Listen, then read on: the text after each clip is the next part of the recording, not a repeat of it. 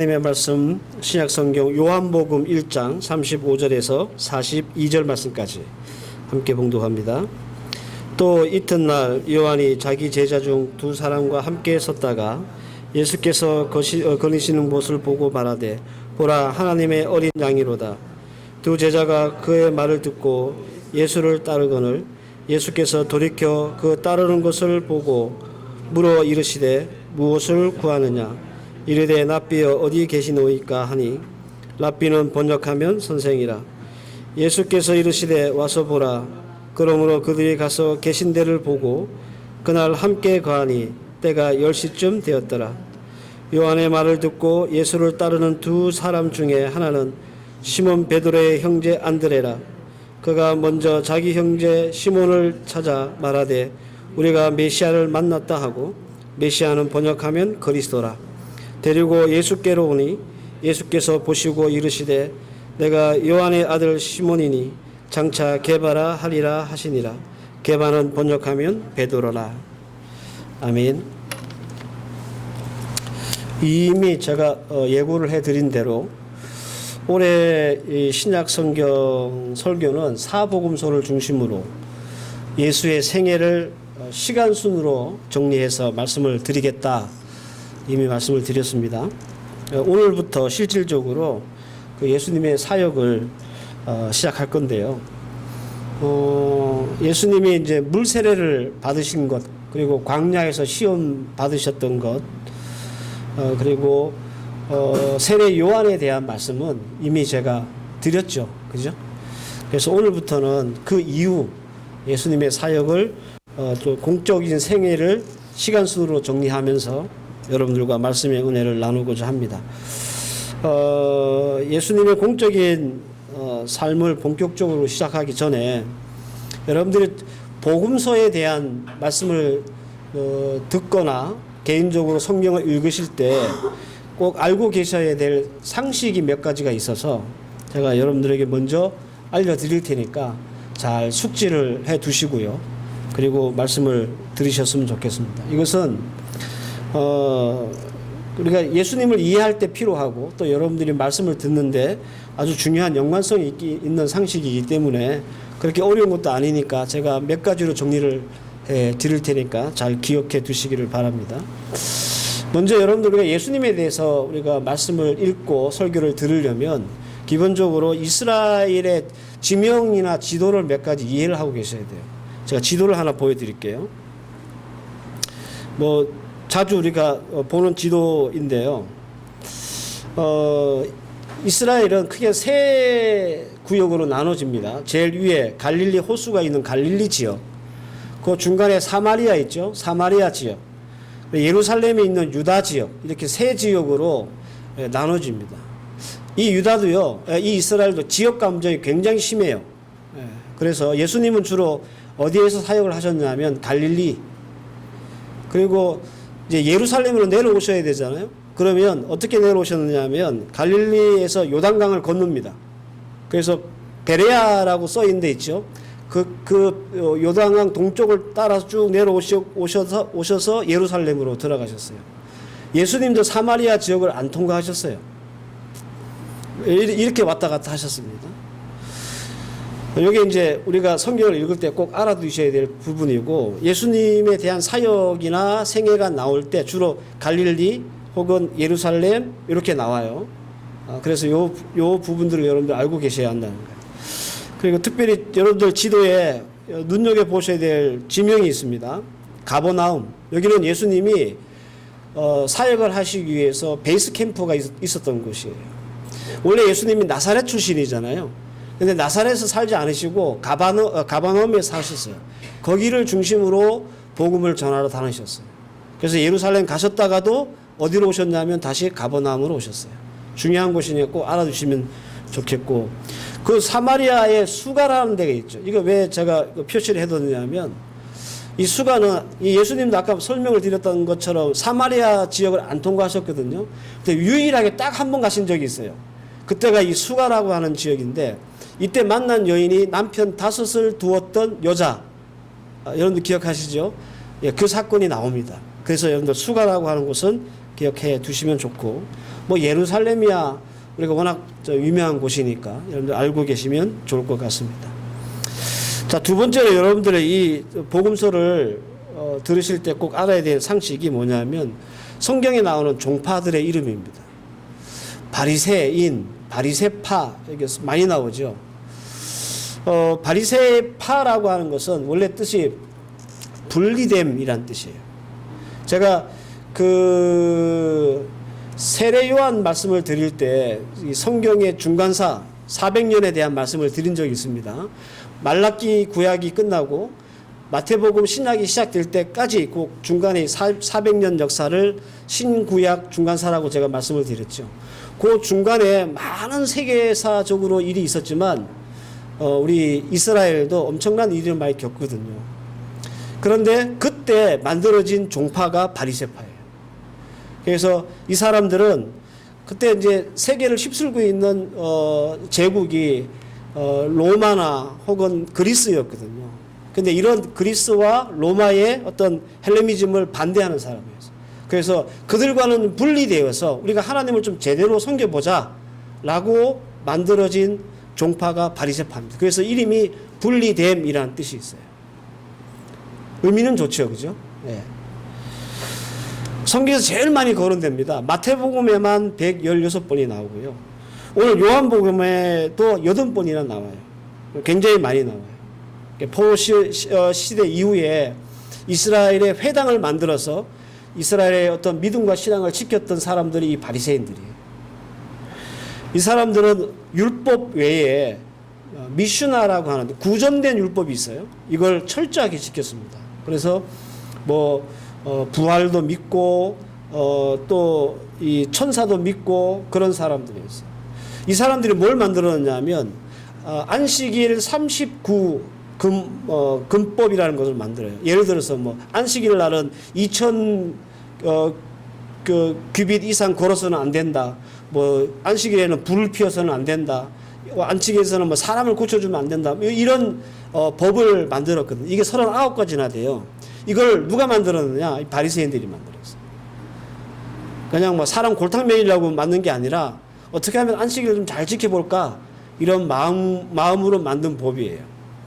예수님이 이걸까지 많이 싸웠죠. 그죠? 그 다음에 사두개인입니다.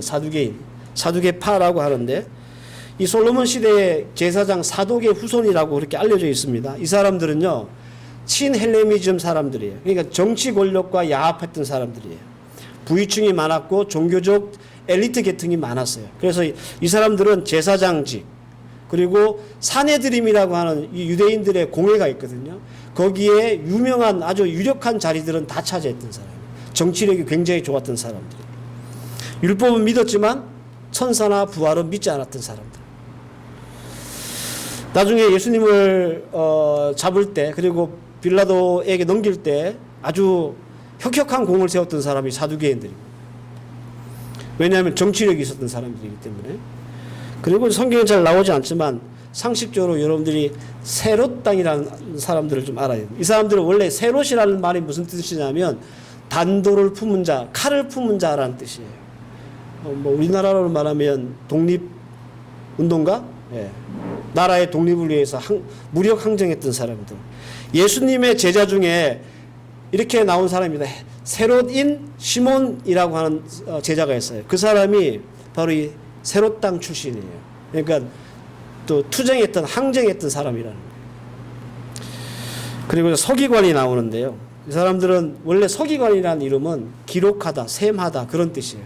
하나님의 말씀인 성경을 필사하는 사람들, 관직을 가지고 있었던 사람들입니다. 주로 바리새인들이 많았고요. 성경을 학문적으로 연구하는 전문가 집단이에요. 다 이 사람들이 나중에 예수님과 다 트러블이 있었고 싸웠던 사람들입니다. 그래서 여러분들에게 기억해 두시라고 말씀을 드리는 거예요. 그 예수님 시대의 헤로드 왕들에 대해서는 제가 지난번에 설명을 드렸기 때문에 생략하고, 예수님의 생애를 어떻게 나누느냐, 이제 이것도 여러분들이 알고 계셔야 돼요.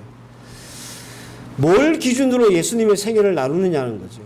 예수님은 대략 한 3년 6개월 정도 공적 생애를 살았다 이렇게 보는데, 그 기준이 뭐냐면 6월절입니다.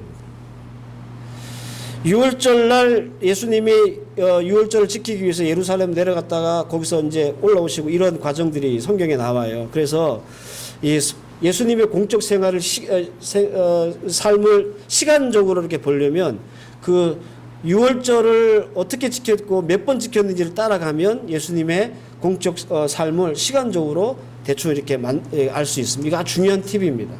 그러니까 여러분들 성경을 읽을 때 유월절날 유월절이 가까웠으면 뭐 이런 말씀이 있으면 그런 것을 여러분 염두에 두시고 읽으시면 좋다라는 겁니다. 마지막으로 우리 사복음서가 있습니다. 마태, 마가, 요한 복음, 누가 복음 이렇게 사복음서라고 하면 요 네 개가 다 속하는 거고 그리고 공간복음이라고 하면 마태, 마가, 누가 복음만 말하는 거예요. 마태복음은 예수님의 제자 마태가 쓴 건데 이 사람이 히브리 사람이에요. 그래서 히브리 사람이 히브리 사람들에게 이스라엘 사람들에게 보내는 복음서가 마태복음이에요. 마가복음은 예수님의 제자는 아니지만 베드로의 비서였어요. 이 마가가 유대인이지만 이방인들에게 보내는 복음서가 마가복음이에요. 성경 순서상으로는 마가복음이 제일 먼저 쓰여졌어요. 그리고 누가복음이죠. 누가는 이방 사람입니다. 근데 이방 사람이 이방인에게 보내는 복음서가 누가복음이에요. 그런데 누가복음은 누가라고 하는 사람이 의사이기 때문에 이 이과생이잖아요. 그래가지고 이 시간 관념이 굉장히 투철해요. 그래서 이 사복음서 중에 비교적 누가복음은 이 시대순으로 시간순으로 연대순으로 잘 정리되어 있는 복음서다 이렇게 보시면 돼요. 근데 오늘 읽었던 본문 요한복음은 요한이 쓴 거잖아요. 근데 이 초점이 어디냐면 예수님은 하나님의 아들이라고 하는 것에 초점을 두고 이 요한복음이 쓰여졌어요. 그래서 공간복음이 마태, 마가, 누가복음하고는 별도로 생각하는 거예요. 요 정도만 여러분들이 알고 계시고 이 복음서를 듣거나 또 읽으시면 좋을 것 같습니다. 자, 오늘부터 이제 선포한 말씀은 첫 유월절 이전 6개월 동안 예수님이 뭐 하셨는가에 대한 말씀을 이제 시작을 할 겁니다. 제가 유월절을 중심으로 예수님의 생애를 정리한다고 그랬죠. 그런데 이제 막 사역을 시작하시기 위해서 갈릴리 나사렛에서 나오셨을 때부터 첫 유월절까지가 한 6개월 정도 되거든요. 그 6개월 동안 어떤 일이 있었을까? 예수님은 세례 요한에게 세례를 받으셨죠. 그죠? 그리고 광야에서 시험을 받으셨습니다. 그리고 5명의 제자를 만나세요. 그리고 마지막으로 이 6개월 안에 예수님이 하신 일은 우리가 잘 알고 있는 그 물이 포도주로 변했던 가나 혼인잔치에 참여하셨습니다. 요까지가 예수님이 첫 유월절을 맞이하기 전 6개월 동안 하신 일이에요. 그래서 이 중에 제가 세례 요한까지는 말씀을 드렸기 때문에 오늘부터는 5명의 제자를 만나는 과정에 대한 말씀을 먼저 드리도록 하겠습니다. 예수님의 제자가 몇 명입니까? 12명이죠. 예. 이름을 다 뭐 기억하고 계실지는 모르겠지만, 근데 여러분들 예수님이 딱 사역을 시작하시면서 12명 제자 모두를 한꺼번에 딱 뽑으셨을까요? 아닙니다. 예수님의 첫 번째 이 제자들은요, 총 5명이었어요. 오늘 읽었던 본문 35절에서 37절 말씀을 보면 이렇게 말씀이 시작되죠. 또 이튿날 요한이 자기 제자 중 2사람과 함께 섰다가 예수가 거니심을 보고 말하되 보라 하나님의 어린 양이로다. 2 제자가 그의 말을 듣고 예수를 따르거늘 이렇게 말합니다. 여기서 나오는 요한이라는 사람은 누굴 말하느냐면 세례 요한을 얘기하는 거예요. 예수님이 물세례 받았던 그 세례 요한. 그 세례 요한이 2 제자와 같이 섰는데 예수님이 다니신 것을 본 거죠. 그 모습을 보고 2 제자에게 세례 요한이 저분이 하나님의 어린 양이다 라고 하니까 이 2 제자가 그때부터 예수님을 따랐다라는 겁니다. 자, 그러면 이 2 제자가 누굴까요? 한 사람은 분명히 나옵니다. 40절 말씀을 보면 요한의 말을 듣고 예수를 따르는 2 사람 중에 하나는 시몬 베드로의 형제 안드레라. 그러니까 세례 요한의 제자였다가 예수님의 제자가 된 사람 중에 첫 번째가 안드레예요. 그러면 나머지 한 명은 누굴까요? 2 제자라고 그랬는데 아무리 성경을 봐도 누가 나머지 한 명인지는 나오지 않습니다. 베일에 가려진 사람. 그런데 여러분들 이 사람이 누구냐 하면 지금 이 요한복음을 쓰고 있는 요한 자신이에요. 그러니까 두 제자가 안드레하고 사도 요한인 거예요. 사도 요한은 의도적으로 자기 이름을 빼요. 이 요한복음에서.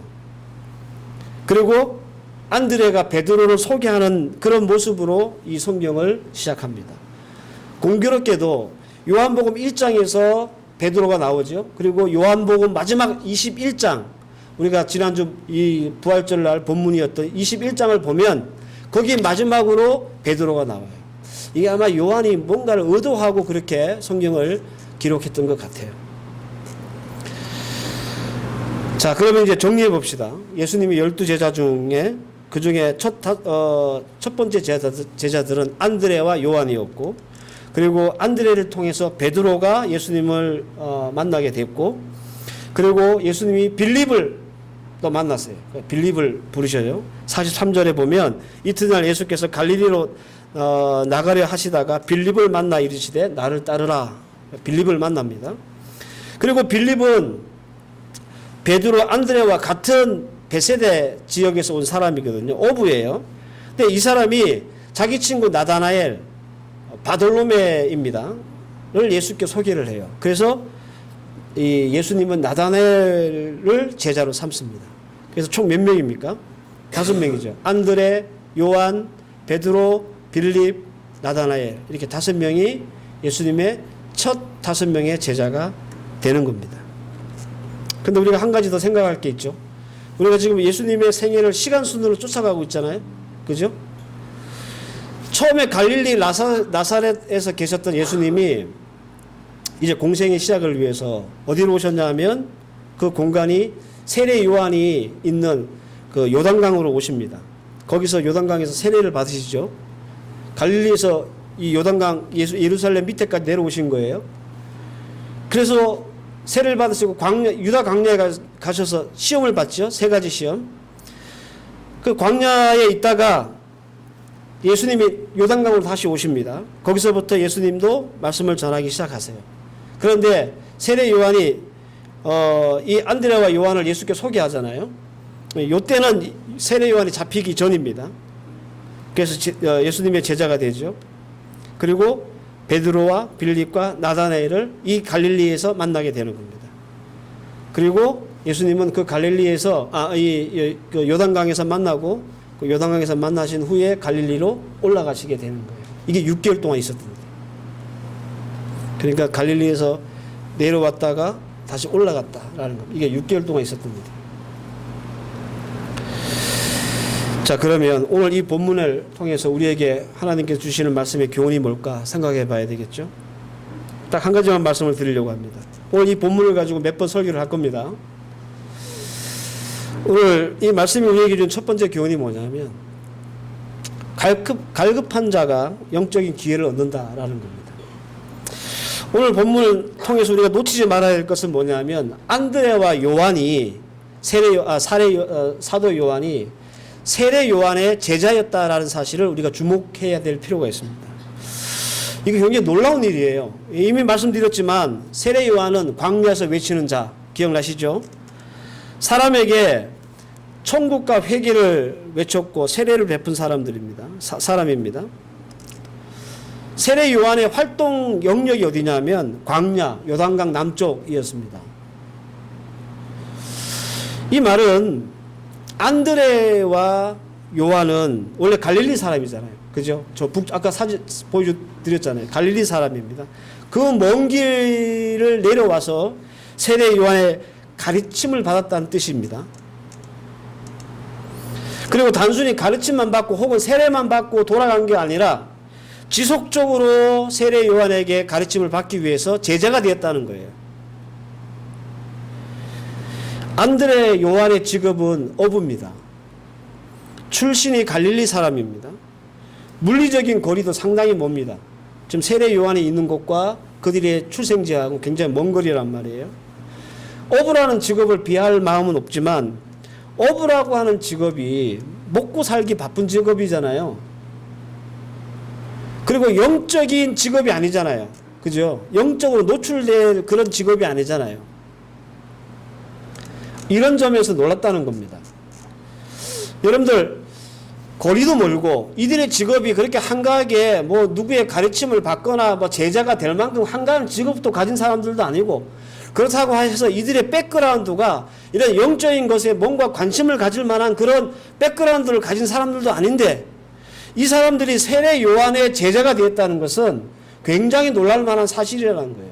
이걸 뒤집어 얘기해 보면 이들이 얼마나 갈급하고 간절했기에 이 모든 조건들을 다 무시하고 세례 요한의 제자가 될 수 있었을까라고 하는 겁니다. 이게 여러분 우리가 받아야 될 첫 번째 포인트입니다.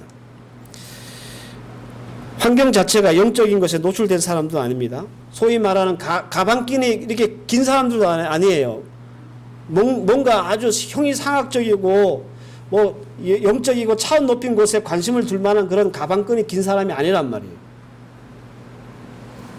거리도 멉니다. 여러분들 예루살렘에서 이 갈릴리까지 직선 거리면 한 180km 정도 됩니다. 근데 아까 말씀드렸죠. 이스라엘 사람들은 어떻게 예루살렘 내려갔다고요? 요단강을 건너가지고 이렇게 밑으로 뚝 둘러서 내려갔다. 얼마나 더 멀겠어요.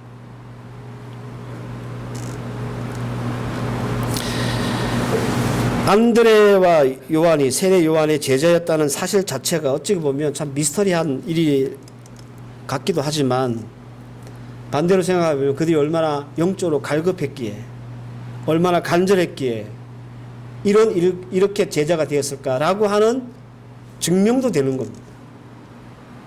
더불어서 우리에게는 부끄러움이 되는 거죠. 얼마나 많은 것을 포기하고 감수해야 여러분 세례 요한의 제자가 될 수 있었을까 한번 생각해 보시라는 거예요.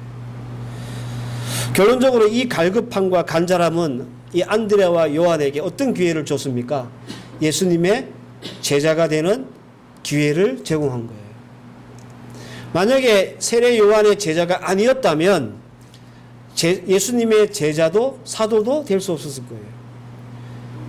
여러분, 사도라고 하는 12명이라고 하는 이 사도직은요, 딱 12명밖에 없는 이 직분이에요. 그 영광스러운 자리 중에 한 자리를 이 안드레와 요한이 차지했단 말이에요. 뭐 때문에? 그들의 영적 갈급함으로 인한 영적인 기회를 얻었기 때문에. 안드레 요한이 세례 요한의 제자가 아니었다면 예수님의 제자가 되는 기회는 없었을 겁니다. 요즘 여러분들 우리가 새벽 예배 시간에 창세기 말씀을 공부하고 있거든요. 그때 우리 에서와 야곱이 나오거든요. 성경에 그렇게 기록되어 있습니다. 이 두 사람의 영적 갈급함이 얼마나 큰 차이가 있는가. 에서는 장자의 명분을 가볍게 여겼더라. 이렇게 성경에 기록되어 있어요. 원래 태어나기 전에 에서가 먼저 장남으로 태어났는데 장남이 가지는 어떤 명분과 그리고 축복을 가볍게 여겼다라는 말이에요. 근데 야곱은요 아주 집착했던 사람이에요. 영적인 이 장자 명분과 축복에. 야복 강가에서 씨름하잖아요. 천사와. 그 정도로 이 야곱은 갈망이 있었고 간절함이 있었던 사람이에요. 영적인 축복에 대해서. 결론은 야곱이 복을 받잖아요. 여러분, 우리가 우리의 삶을 살 때, 우리의 생애를 살아갈 때도 갈급함이 있어야 됩니다. 그죠? 안정감 있는 삶의 영위를 위해서, 더 나은 삶을 위해서, 또 우리가 원하는 바를 이루기 위해서 우리에게 필요한 게 뭐냐면 돈도 필요하고 필요하겠지만 소위 말하는 열정, 갈급함, 간절함, 그런 것들이 있어야 되잖아요. 그죠? 물질의 갈급함이나 환경의 어떤 조건의 갈급함이나 실력과 능력의 갈급함이나 이게 채워져야 되고, 우리가 이것을 채우기 위해서 사실 많이 분주하게 살아요. 여기에다가 우리의 시간과 열정을 쏟습니다. 그리고 굉장히 많은 노력을 합니다. 그래야 우리가 원하는 어떤 수준의 그런 기회를 얻을 수 있기 때문에 그래요. 그러니까 우리가 일반적인 삶을 살 때도 이 갈급함이라는 것은 필요하다는 말이에요. 이건 여러분 좋고 나쁘다는 게 아닙니다. 사람이라면 누구나 이런 갈급함이 있어야 하고, 이런 갈급함을 통해서 우리는 성장하고 발전하고 뭔가를 이루어낼 수 있는 그런 삶을 살아갈 수 있기 때문에 그래요. 여러분들 마트 하시면서 뭐 애들 키우면서 이런 갈급함이 없으면 사실 여러분들 마트 안 하셔야 돼요. 다 이런 갈급함이 있잖아요. 그런데 우리는 여기 한 가지가 더 필요하다는 거죠. 그것은 바로 영적인 갈급함. 하나님에 대한 갈급함, 말씀에 대한 갈급함. 제가 이 갈급함에 대한 수준을 어느 정도로 갈급해야 지금 오늘 말씀드리는 이 말씀이 이해될까 생각을 좀 해보다가 제가 아주 오래된 군대 얘기를 하나 해드릴게요. 제가 88년도에 군대 입대했거든요. 근데 이제 막 쫄따구였을 때 부대에서 큰 훈련이 있어가지고 100km 행군을 하게 된 거예요. 그러니까 막 군대 들어와서 자대 배치를 받은 저한테는 이 100km가 이게 말이 100km지. 완전 무장하고 제가 81mm 박격포 부대에 있었기 때문에 이거 뭐 포 들고 가기에 너무 힘든 거예요. 낙오를 안 하면 다행이죠. 근데 날씨가 너무 더웠는데 그런 장거리 행군을 처음 하다 보니까 수통에 물을 늘 채워 다녀야 된다는 걸 잊어버린 거예요. 내가 너무 힘들어서. 쉬는 시간에 있는데 쉬는 시간에 막 뽑기 바쁘지 물 채울 시간이 없는 거예요. 그럴 요령이 없었던 거죠. 그러다가 제가 수통에 물이 다 떨어진 거예요. 여러분들 논물 마셔보셨습니까? 논에 이제 물 대놨잖아요. 그죠? 제가 이렇게 얘기하면 아예 뻥치고 있네 그렇게 얘기하는 사람이 있더라고요. 근데 여러분들 목이 말라 죽을 것 같잖아요. 그러면 논물도 마십니다. 그렇게 갈급하면 그냥 머리 쳐박고 논물도 마셔요. 그래서 가끔씩 영화 보면 이렇게 바다에 표류한 사람들이 너무 갈증이 나가지고 막 바닷물 마시잖아요. 바닷물 마시면 죽잖아요. 근데 그 심정을 제가 이해한다니까요. 제가 여기서 말씀드리는 갈급함은 바로 그 정도의 갈급함을 말하는 거예요.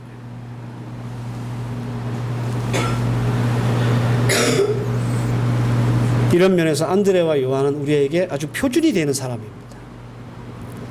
한 번쯤 여러분들 안드레와 요한의 입장에서 생각을 해보세요. 내가 그냥 제3자의 입장이 아니라 내가 요한이고 내가 안드레다라고 하는 그런 입장을 가지고 생각해 보세요. 여러분 이 두 사람이 먹고 살만하고 시간이 남아 돌고 할 짓이 없어서 세례 요한의 제자가 되었을까요? 이 사람들이 이렇게 한가한 사람들입니까? 이 사람들이 이렇게 배부르고 등 따신 사람들이에요? 요한과 이 안드레도 먹고 사는 일이 급한 사람 아니겠어요? 이게 중요한 사람들 아니겠습니까? 고기를 잡아가지고 하루 벌어서 하루 먹는 사람들 아니에요?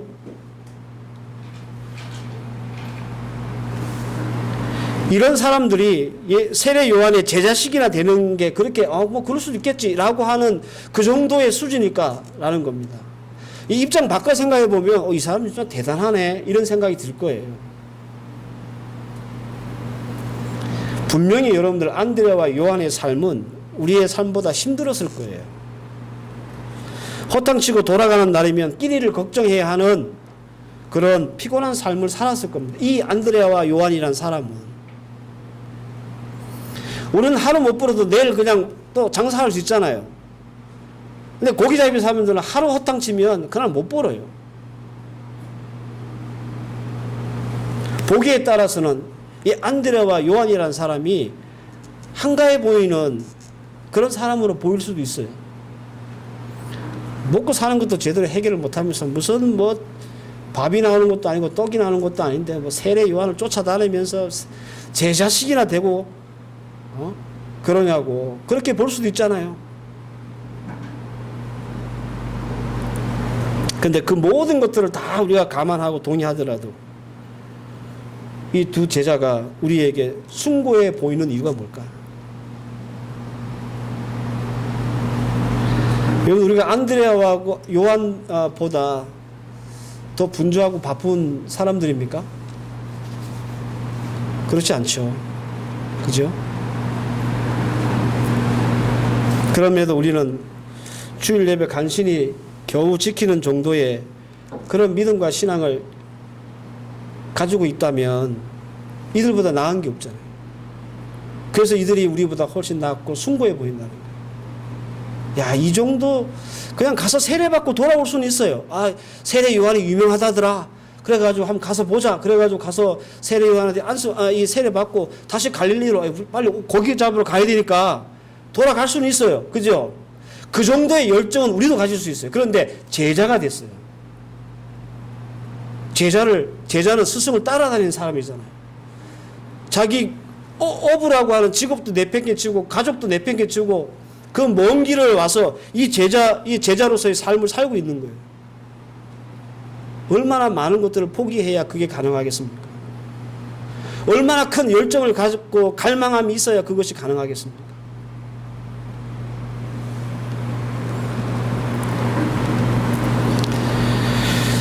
그래서 여러분들 오늘 이 안드레와 요한을 보면서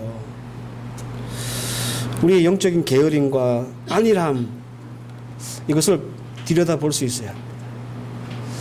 나는 그 정도는 아니라도 이 정도는 아니더라도 내가 정말 주님의 말씀을 사모하고 그리고 간절히 갈망하고 하는 그런 마음들이 있는가. 시간 없으면 말고 시간 있으면 교회 가고 뭐 그런 거 말고 내가 이 시간이 없는데 바쁜데 그럼에도 불구하고 내가 오늘 꼭 가서 예배를 드리고 하나님의 말씀은 들어야지라고 하는 그런 그 정도의 갈급함이 있는 여러분들 삶을 포기하라는 얘기 아니에요. 마트 그만두시라는 얘기가 아닙니다. 이 두 사람처럼 어부도 때려치우고 가정도 뒤로 하고 세례 요한의 제자가 되라는 말씀 아니에요. 그런 거 다 하면서도 그거 다 유지하면서도 최소한으로 가질 수 있는 그런 갈망과 간절함은 우리가 이 요한과 안드레를 통해서 배워야 되지 않는가, 도전받아야 되지 않는가 라는 겁니다.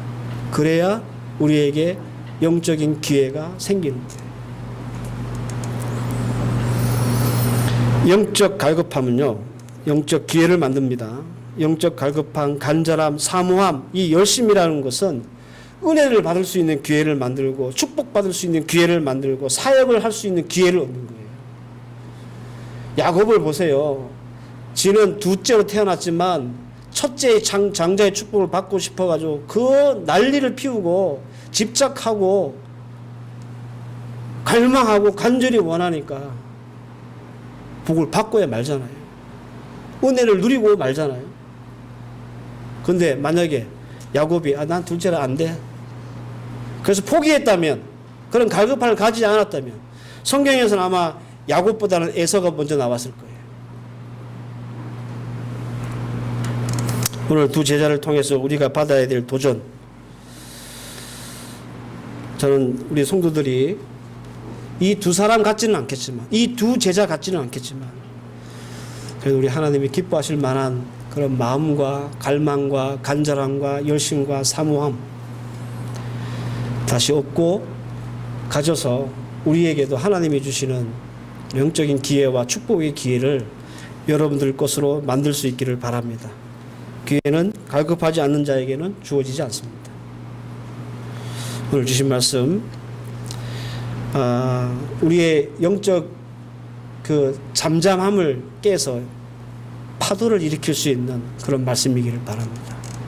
그래서 오늘 이 말씀을 통해서 나를 좀 돌아보고 또 우리 안드레와 요한을 보면서 나도 조금 더 한 발짝 나설 수 있는 그런 믿음의 사람으로 살아야지라고 하는 도전 다 가질 수 있기를 주의 이름으로 축원합니다. 기도하십시다. 하나님, 은혜를 감사합니다. 두 제자 안드레와 요한, 어부였고 배운 것 없는 사람이었지만 이들은 영적인 갈급함과 간절함이 있었던 사람입니다. 이 간절함은 예수의 제자가 되는 기회를 얻게 했고 12명밖에 없는 사도의 한 사람으로 세워지게 되었습니다. 하나님, 우리는 이들과 같은 그런 정도는 아닐지라도 주의 말씀에 대해서, 예배에 대해서, 하나님에 대해서 열심을 품고 간절히 바라고 사모하는 마음들 일어나게 하옵소서. 그래서 오늘보다 내일이 더 하나님 보시기에 아름다운 모습이 되게 하시고 칭찬받는 믿음의 사람으로 세워지게 하여 주시옵소서. 예수님의 이름으로 기도하옵나이다. 아멘.